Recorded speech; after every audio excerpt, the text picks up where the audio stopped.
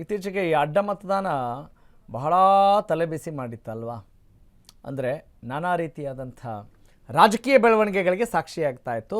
ಈಗ ಅದು ಮುಂದುವರೆದಿದೆ ಅಂತ ಅನ್ಸುತ್ತೆ. ಅದರ ಮುಂದುವರೆದ ಭಾಗವಾಗಿ this is the news update on cross voting. BJP ಆಂತರಿಕ ಕಲಹದಿಂದ ಅಡ್ಡ ಮತದಾನ ಆಗಿದೆ.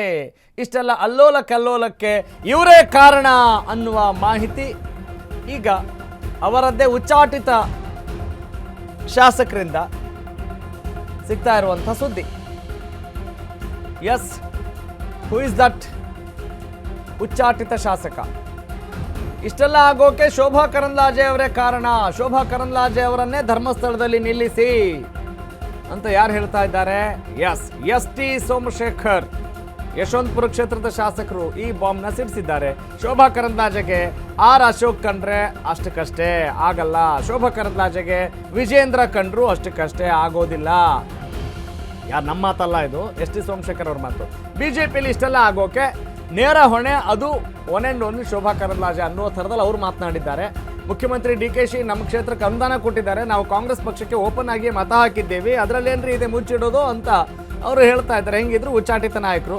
ಬಿಜೆಪಿಲಿ ಅಡ್ಡ ಮತದಾನ ಹಾಕಿದವ್ರು ಯಾರು ಅಂತ ಪತ್ತೆ ಹಚ್ಚಲಿ ಅನ್ನೋ ಮಾತನ್ನ ಅವ್ರು ಹೇಳ್ತಾ ಇದ್ದಾರೆ. ನನ್ನನ್ನು ಕೆಣಕಬೇಡಿ, ನನ್ನ ಕೆಣಕಿದ್ರೆ ಸುಮ್ಮನಿರಲ್ಲ ಅಂತ ಸನ್ಮಾನ್ಯ ಶಾಸಕರು ಎಸ್ ಟಿ ಸೋಮಶೇಖರ್, ಬಿಜೆಪಿ ಉಚ್ಚಾಟಿತ ಶಾಸಕರು ಎಸ್ ಟಿ ಸೋಮಶೇಖರ್ ಅವರ ಮಾತಿನ ಝರಿ ಇದು, ವಾಗ್ಝರಿ ಇದು. ಅವರ ಮಾತಿನ ಪ್ರಹಾರ ಈ ರೀತಿ ಇದೆ.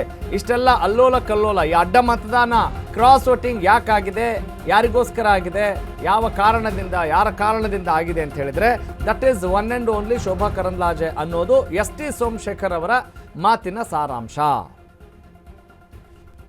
ಆಗಲ್ಲ, ಇವರಿಬ್ಬರನ್ನು ಟಾರ್ಗೆಟ್ ಮಾಡಿ ಇಷ್ಟೆಲ್ಲ ಅನಾಹುತ ಆಗಕ್ಕೆ ಭಾರತೀಯ ಜನತಾ ಪಕ್ಷದಲ್ಲಿ ಶೋಭನೆ ಕಾರಣ.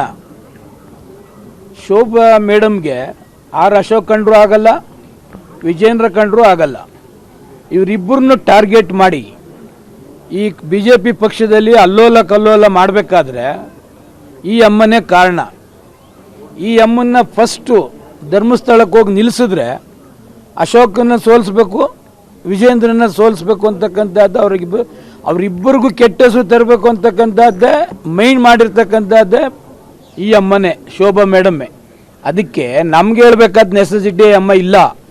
ನಾನು ಓಪನ್ಗೆ ಚಾಲೆಂಜ್ ಮಾಡಿದ್ದೇನೆ, BJPಯವರು ಕರೆಕ್ಟರ್ಸಿಗೂ ನಮ್ಮನ್ನು ಕೇಳಲಿಲ್ಲ, ನನಗೆ ಹೆಬ್ಬಾರ್ಗೆ ಅಂತೇಳಿ ಮುಖ್ಯಮಂತ್ರಿಗಳು ಕರೆದಿದ್ರು, ಒಪ್ಕೊಂಡ್ರು, ಕ್ಷೇತ್ರಕ್ಕೆ ಅನುದಾನ ಕೊಡ್ತೀವಿ ಅಂತ ಹೇಳಿದ್ರು, ಅನುದಾನ ಕೊಟ್ಟಿದ್ದಾರೆ, ಮತ ಹಾಕಿದ್ದೀನಿ, ಓಪನಾಗಿ ಹೇಳ್ತಾ ಇದ್ದೀವಿ. ಇವ್ರು ತಾಕತ್ತಿದ್ರೆ ಕಂಡಿಡಿಲಿ, ಇವ್ರನ್ನ ಕರ್ಕೊಂಡೋಗಿ ಧರ್ಮಸ್ಥಳದಲ್ಲಿ ಮುಂದೆ ನಿಲ್ಲಿಸಿ. ಇವರು ಯಾರ್ಯಾರಿಗೂ ಅಶೋಕ್ ವಿರುದ್ಧ ಹೇಳಿದ್ದಾರೆ, ವಿಜೇಂದ್ರ